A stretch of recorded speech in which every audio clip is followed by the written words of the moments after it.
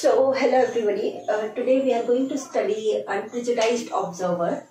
So, I have written the definition of unprejudiced observer. First, we are going to see the definition. ये हमारा Organon of medicine का 5th lecture है. इसके पहले के topics जैसे कि aphorism number 1, 2, fundamental principles of homeopathy, ये सारे वीडियोस जो है आपको मेरे चैनल पर मिल जाएंगे. होम्यो ट्रेजर पे आप सर्च कर सकते हैं. तो आज का जो हमारा टॉपिक है वो है अनप्रेजुडाइज्ड ऑब्जर्वर. इसकी डेफिनेशन डिस्कस करने से पहले मैं आपको इसका मीनिंग बताना चाहूंगी. तो यहाँ पर ये अनप्रेजुडाइज्ड जो बना हुआ है वो प्रेजुडाइज्ड इस वर्ड से बना हुआ है. तो प्रेजुडाइज का मतलब क्या होता है कि जजमेंट और ओपिनियन फॉर्म्ड बिफोर हैंड और विदाउट ड्यू एग्जामिनेशन.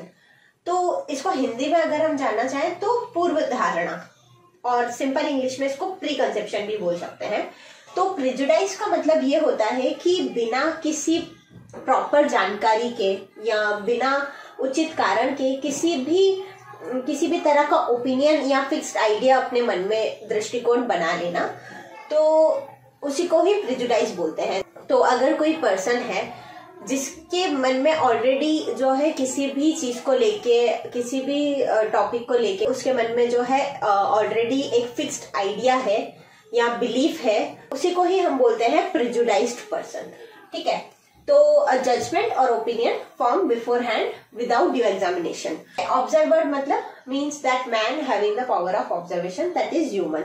ओके. तो कोई भी ऐसा व्यक्ति जो ऑब्जर्व कर सकता है, उसमें पावर है ऑब्जर्वेशन की, उसी को ही हम लोग जो है ऑब्जर्वर बोलते हैं. आगे बात करेंगे अनप्रेजुडाइज्ड ऑब्जर्वर की डेफिनेशन की. तो an unprejudiced observer is he who is well aware of the uselessness of speculations. So speculation को बोलते हैं हिंदी में अनुमान लगाना. ठीक है.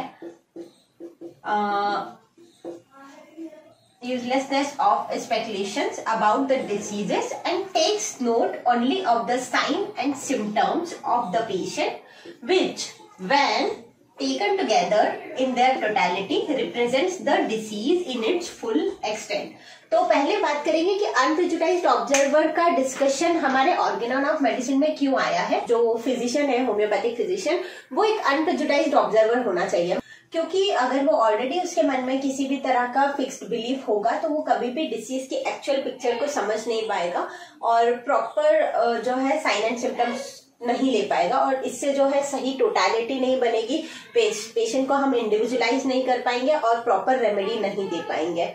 ठीक है. जो फिजिशियन है हमारा वो एक अनप्रेजुडाइज्ड ऑब्जर्वर होना चाहिए. और होम्योपैथी में हम जो है मानते ही हैं कि जो डिसीज है वो कहीं ना कहीं वाइटल फोर्स के डायनामिकली डीअरेंज होने की वजह से आई है, और जो साइन एंड सिम्टम्स है वो आउटवर्ड रिफ्लेक्शन होते हैं डिसीज का.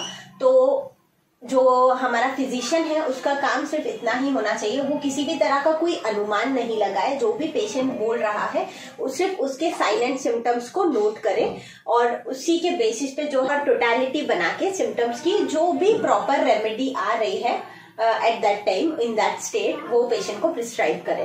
ठीक है. तो ये बहुत जरूरी है कि होम्योपैथिक फिजिशियन जो है वो एक अनप्रेजुडाइज्ड ऑब्जर्वर हो. किसी भी तरह के फिक्स्ड आइडियाज, फिक्स्ड बिलीफ या प्री कंसेप्शन जो है नहीं होना चाहिए. किसी भी तरह का कोई फिक्स्ड जजमेंट या ओपिनियन नहीं होना चाहिए उसके अंदर. ठीक है. तो ये हो गया हमारा अनप्रेजुडाइज्ड ऑब्जर्वर.